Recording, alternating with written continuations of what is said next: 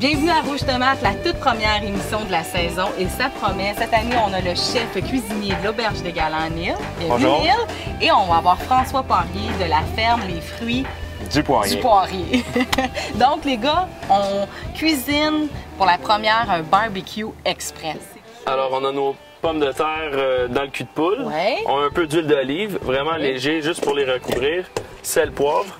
J'aime bien utiliser toujours un moulin à poivre à la maison. On retrouve un petit peu plus le goût du poivre et puis toujours à la fleur de sel. Okay. Toujours.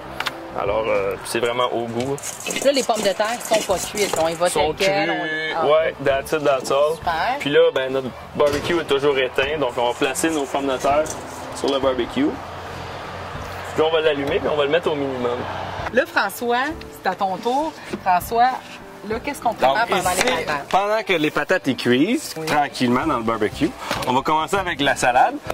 Celle-là ici, c'est une salade mesclun, le mélange printanier, celui-là qu'on reçoit comme dans les petits contenants en plastique au supermarché qu'on a tout le temps, mais on peut le faire à la maison chez nous. De la façon qu'on fait, on prend une jardinière qu'on met sur les balcons blanches. Vous prenez ça, vous mettez de la terre, puis là, vous saupoudrez des semences de mélange printanier. Vous pouvez trouver ça dans la plupart des pépinières où est-ce qu'ils vendent des semences.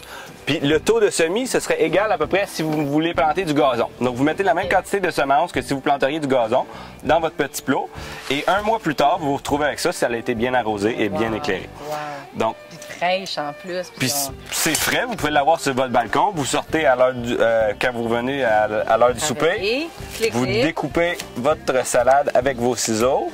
J'ai fait une petite vinaigrette rapide ici avec... On peut prendre des échalotes ciselées, des oignons français, pour ça.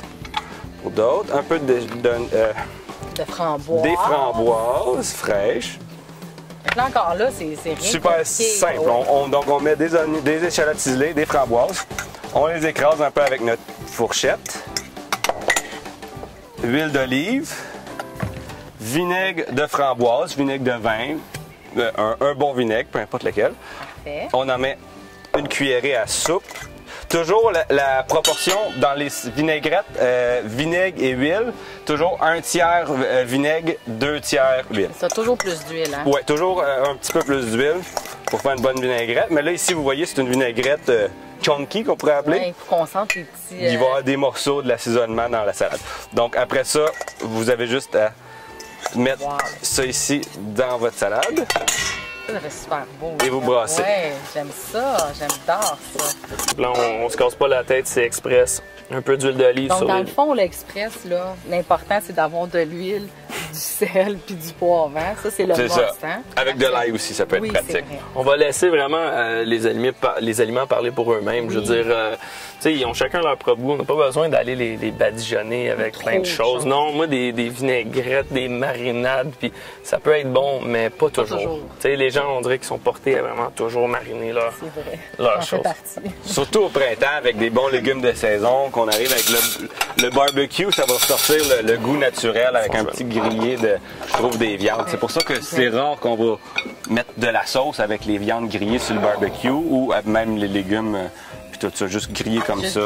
Tu as le goût de ton légume, ça le poivre. Et moi, de mon côté, je suis allée rencontrer Mathieu, spécialiste de chez Club Piscine, qui va nous expliquer comment ouvrir notre piscine. On regarde ça. Bonjour Mathieu, on est chez Club Piscine en ce moment à Vaudreuil-Dorion. Là, on fait la mi-mai. Là, je voudrais savoir qu'est-ce qu'on fait pour ouvrir notre piscine. Où on commence? Dans le fond, il y a 5 principales étapes. La première étape, ça va être de retirer le couvercle d'hiver. La deuxième étape, ça va être le branchement du système de filtration. La troisième étape, ça va être l'inspection visuelle de tout l'équipement. La quatrième étape, on va remplir la piscine, on va faire la mise en marche. Puis la cinquième étape, c'est le traitement chimique avec une trousse d'ouverture. Il y a 3 différentes trousses d'ouverture. L'idéal, c'est vraiment de passer en magasin pour être sûr d'avoir la bonne trousse d'ouverture pour partir votre piscine du bon pied.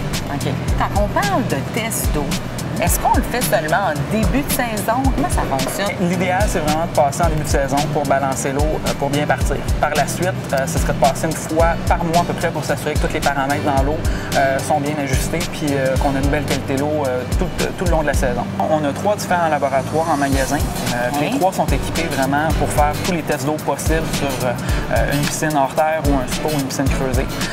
Donc, n'importe quel problème que vous pouvez avoir avec votre qualité d'eau durant la saison, on est équipé puis on va vraiment trouver le problème puis on va vous donner des solutions concrètes. Là, tu nous as donné les étapes pour ouvrir notre piscine. C'est exemple, moi, je ne veux pas le faire. Okay. Est-ce qu'on peut demander à un de vos employés de le faire? Oui, absolument. Donc, la première chose à faire, c'est de téléphoner au département du service à la clientèle. Puis on est capable de céduler un appel de service pour faire l'ouverture de la piscine. Bon, bien, merci Mathieu. Là, on est prêt. La saison débute. Ça va être le fun. On va se baigner. Soyez prudents. Puis on vous invite à venir à Club Piscine si vous avez des questions. Merci beaucoup. Mathieu. Bye-bye. Donc, Neil, dernier préparatif. Nos pommes de terre sont colorées, sont cuites. On peut aller au toucher. Elles sont un petit peu molles. On a la belle couleur sur nos pommes de terre. On va juste les mettre un petit peu sur le côté du barbecue pour s'assurer qu'ils ne brûlent pas. Puis là, on va aller vraiment avec la finition. Notre viande, on va commencer avec la viande. Barbecue bien chaud, là, maintenant, là, ça fait déjà 20 minutes que nos pommes de terre sont commencées. Et puis ensuite, on va aller avec les portobello. Portobello, c'est intéressant. Ça se cuit, honnêtement, un petit peu comme un steak. Donc, portobello, c'est pas très long, les asperges. Moi, j'aime bien juste les griller. T'aimes ça qu'ils soient un petit peu comme noircis un peu? Ou... Ouais, mais tu sais, faut quand même. Il y a un juste milieu aussi là, à tout ça. Pas comme des oublis non plus. Non, c'est ça. Puis ça va bien de les faire plus près du bas du grill, comme ça, il n'y a pas une chaleur trop intense. Puis on peut les. Lorsqu'on voit qu'ils brûlent, on peut les ramener à l'avant du barbecue. Je fais une petite rotation avec les asperges. Comme ça, on s'assure qu'ils ont le temps de cuire et pas juste brûler. Donc pendant que ça cuit. Oui. Moi, je suis avec Thomas. Allô? Salut, Thomas. Ça va bien? Tu nous attendais parce que là... Ben oui, j'attendais ça. Tu as un vin à nous proposer, parce que pas parce qu'on dit barbecue express, non. On peut pas accompagner ça. Exactement. Mais j'ai quand même choisi un produit que vous pouvez retrouver quand même dans toutes les SAQ. OK. Parce que si on parle de barbecue express, on n'a pas vraiment le temps d'aller dans des SAQ spécialisés. Ouais. Ce que je vous ai choisi, un vin portugais, Cortés de Cima. Alors, c'est la région de... Alentejo. Oui, c'est difficile à dire. Oui, excusez-moi. Oui, et puis en plus, on n'a pas l'accent. C'est situé dans le sud du Portugal. Okay, donc, c'est des cépages Syrah qu'on connaît, Aragonese qu'on connaît moins, mais c'est l'équivalent du Tempranillo en Espagne. Fait que quand on rince une carafe, toujours là, bien sûr, les carafes lavent à l'eau froide, pas à l'eau chaude. Puis pas de savon. Pas de savon, jamais. Donc, moi, ce que je fais, c'est qu'une fois qu'elle est rincée, on ne peut pas essuyer les gouttes dedans. Donc, ce qu'on va faire, c'est qu'on appelle, on va enviner la carafe. Ouais, c'est-à-dire mettre un peu de vin. Parce que c'est difficile le linge à vaisselle de rentrer. Ouais, ça rentre pas. Puis il y a beaucoup de monde qui ont essayé. Fait ce qu'on fait, on prend juste un verre. Voilà. Fait que ça permet juste d'enlever l'eau. Ouais, au vin de préparer la carafe. Puis même de vous d'y goûter. Comme ça, vous n'avez pas de surprise à servir vos invités. Comme s'il y a un problème, s'il est bouchonné ou quoi que ce soit. OK? Il y a ça aussi, ouais. Bon. Fait que là, on est bon pour celui-là. Alors, il y a plusieurs styles de carafage. Là, on y va délicatement, mais aussi, on pourrait aller à façon un petit peu plus brutale. Direct. Exactement. Tout le monde trouve ça un peu grossier, mais plus le vin est renfermé, plus il a besoin d'une aération franche. Donc, c'est pas impoli d'y aller direct. Non, c'est sûr qu'il ne faut pas le faire devant une grande assemblée. Mais, ça passe pas mal. Oui, exactement. Neil, un verre de vin? Bien sûr, bien sûr. Moi, c'est quasiment terminé ici. Là. Je vois que tu es rendu, toi, à la préparation. Le dernier petit préparatif de l'assiette, un petit peu de crème sûre. On a souvent ça qui traîne dans le frigo, puis souvent, on va la laisser partir. Pourquoi pas s'en servir? Un petit peu de ciboulette. Super. Ça, c'est le vin. OK, parfait. Pour celui-là, Neil. Est-ce qu'on goûte là? Pourquoi pas? On peut juste y goûter. Vous allez voir qu'on retrouve, comme je disais, le fumé, les épices un petit peu. J'aime ça, c'est bon. Ça, c'est mon genre de vin. C'est ça, un beau barbecue express. Voilà. Ça, honnêtement. Là. Et puis, rapport qualité-prix, c'est un très bon vin. Tourne autour de 20 $ à la SAQ. On aime ça encore. On aime ça. Ouais. D'accord. Toujours important, la viande, de la laisser reposer avant de la couper. Puis tu coupes des belles petites tranches. On se fait des beaux petits médaillons. Oui. On a bien gardé notre cuisson. Combien de temps environ la cuisson? C'est à peu près 7 à 8 minutes. 7 à 8, OK. Ouais, un feu quand même assez fort. Oui, exactement. On marque d'un côté, tourne la viande de bord. Puis ça, c'est une autre chose quand on cuit de la viande. Jamais trop la retourner. On la retourne seulement qu'une fois. Des fois, on fait nos pros comme au Ah ouais, puis on tourne la viande, puis quand on arrive pour la manger, c'est de la spelle de botte. Fait qu'on essaie d'éviter ça. On vient d'avoir l'explication, voilà. Daniel. Donc, et voilà, l'assiette est terminée.